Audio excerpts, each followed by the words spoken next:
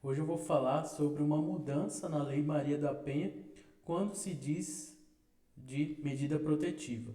Meu nome é Felipe Ribeiro, eu sou advogado criminalista. Você vai entender essa nova mudança aqui. Vou colocar aqui na tela para que vocês consigam ver aqui junto comigo. Pronto, tá aqui na tela, vou aumentar aqui.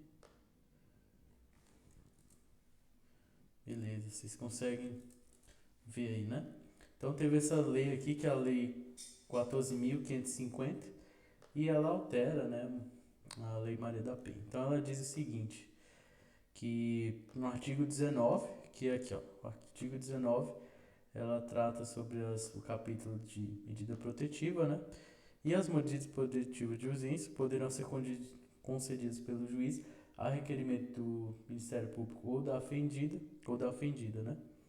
Então aqui tem as formas. Então esses três artigos aqui, parágrafos, na verdade, eles foram adicionados.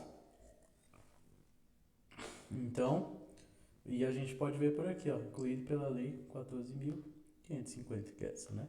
Então passa a vigorar o seguinte: as medidas protetivas de urgência serão concedidas em juízo de cognação sumária, a partir do depoimento da ofendida perante a autoridade policial ou da apresentação de suas alegações escritas, e poderão ser indeferidas no caso de avaliação pela autoridade de inexistência de risco à integridade física, psicológica, sexual, patrimonial ou moral da ofendida ou de seus dependentes.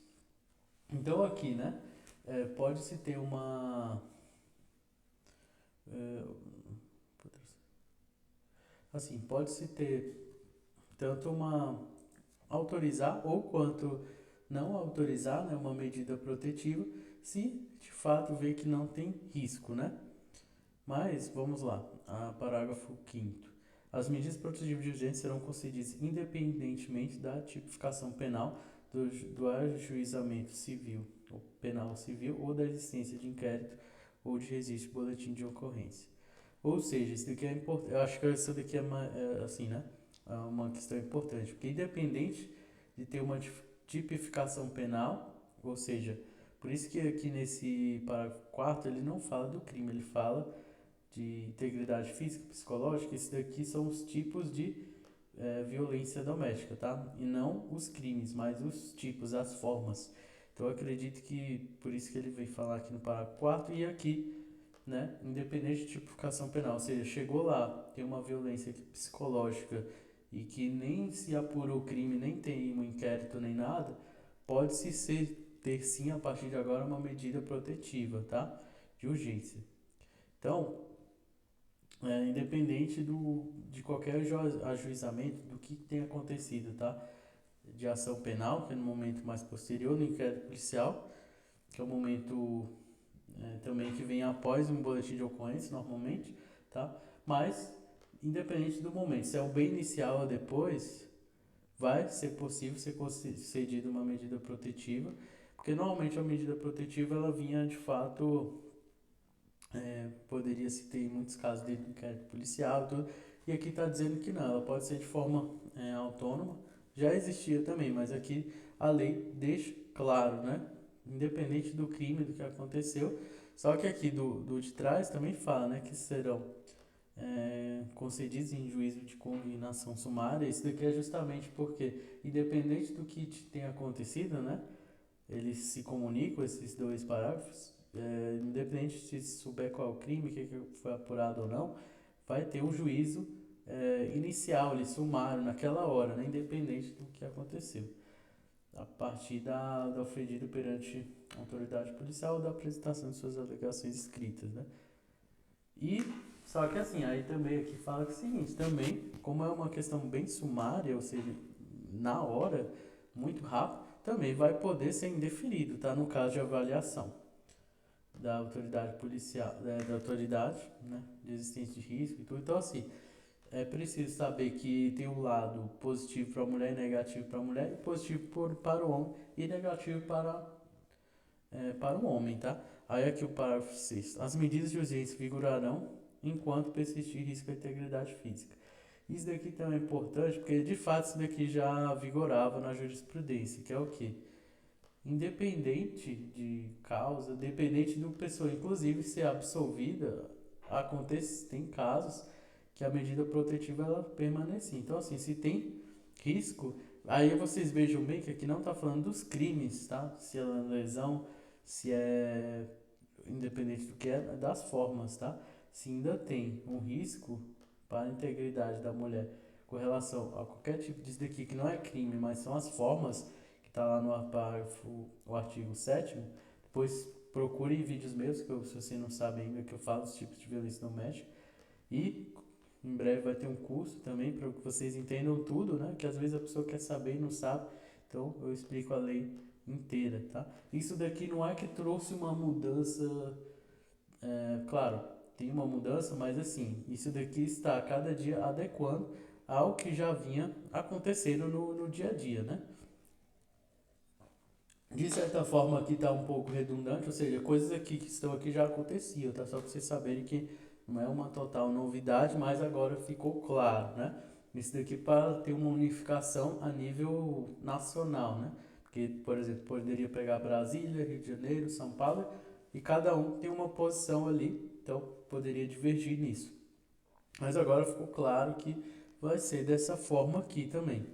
E tem o artigo 40A, que essa lei será aplicada a todas as situações previstas no artigo 5º, independente da causa da motivação dos atos de violência e da condição do ofensor ou da ofendida. Então aqui está dizendo que basicamente vão ter todos os direitos do artigo 5º da Constituição Federal. Deixa eu ler aqui colocar aqui para você ver, que o artigo 5º ele é um dos principais artigos, né, que é direitos e garantias fundamentais e dos direitos e deveres individuais e coletivos. Aí aqui é o seguinte, mais no sentido de que a pessoa, independente se ela está cometendo um crime ou da ofendida, enfim, eles vão ter os direitos deles de defesa. Então aqui é benéfico tanto para a mulher quanto para o homem, ou enfim, quanto a pessoa que agride, na lei trata, né, do agressor, né, da pessoa que está sendo acusada e da vítima. Essa lei entra em vigor das datas da sua publicação, então ela foi publicada no dia 19. Acredito que, deixa eu ver aqui, dia 19 foi na quarta-feira, foi numa quarta-feira, então ela já está em vigor. Hoje é domingo, mas enfim, amanhã é segunda, então assim, ela já está em vigor, já está valendo essa lei, mas ela está valendo essa lei a partir do dia, aqui ó, dia 20, né? Então ela tá, a partir do dia 20 ela já começa a valer. Ah, e se aconteceu algo um dia antes e tudo, não, não poderia se usar esse texto aqui. Inclusive no dia 19, vai que alguém via esse daqui no dia 19 e já queria usar, não poderia usar. Mas deixando claro que, pelo que eu vi aqui, é muito parecido com o que já vinha sendo aplicado em muitos casos, porém aqui deixou claro que vai ser assim. E esse artigo 40A ele é mais genérico, assim, é mais para dizer que independente do que acontecer, vai ser aplicado os direitos e garantias fundamentais para as pessoas, né?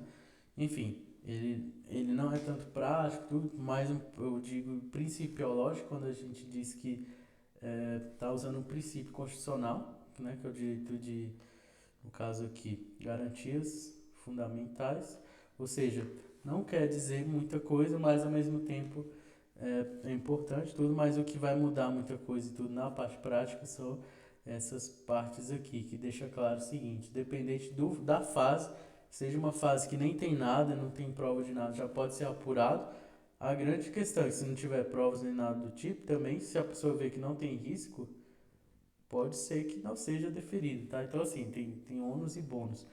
E para o homem também vai ser, enfim, é interessante porque diz aqui que se não tiver risco à integridade, pode ser que seja indeferido. Então, ou seja, se não tem, é porque realmente não aconteceu nada, às vezes acontece de não aconteceu nada fisicamente, mas está acontecendo algo, e às vezes quando tem algo que externa, principalmente no físico, aí já fica claro e realmente já tem uma evidência, assim, fica claro que tem alguma coisa, então normalmente vai ser deferida a medida protetiva.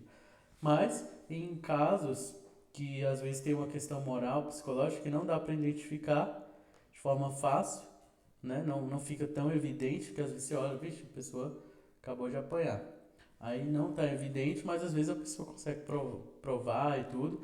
Mas é importante saber que sempre tem que ter prova, tanto porque para se garantir uma medida protetiva e segundo, para de fato saber se é verdade ou não, porque a gente sabe que tem muita denúncia falsa e, e vai que é verdadeiro e pareça ser falso, então tem que ter muito cuidado, tá?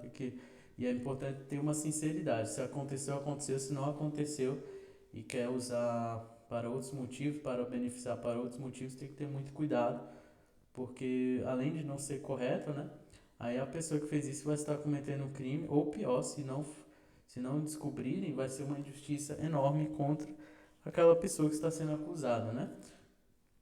Não necessariamente é homem, tá? Eu falo homem porque às vezes a maioria que está vendo aqui é homem, mas o crime é contra a mulher, então não precisa ser um homem contra a mulher, precisa que vocês entendam isso. Então é isso, falei só um pouco aqui, vocês podem acompanhar, quiserem ler com calma, é a lei 14.550, tá bom?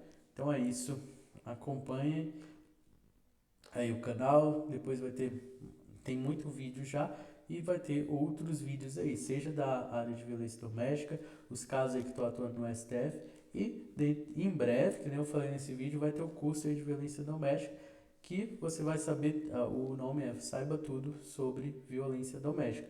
Não é um curso para profissionais, é claro que eles podem ver, mas eu falo assim, é um curso aí para que todas as pessoas possam entender sobre a Lei Maria da Penha. Então ele já está quase pronto e vai ser atualizado constantemente. Por exemplo, aqui, como ainda não foi pro ar o curso, eu já vou ter que mudar lá dentro para acrescentar essa parte. Então é isso.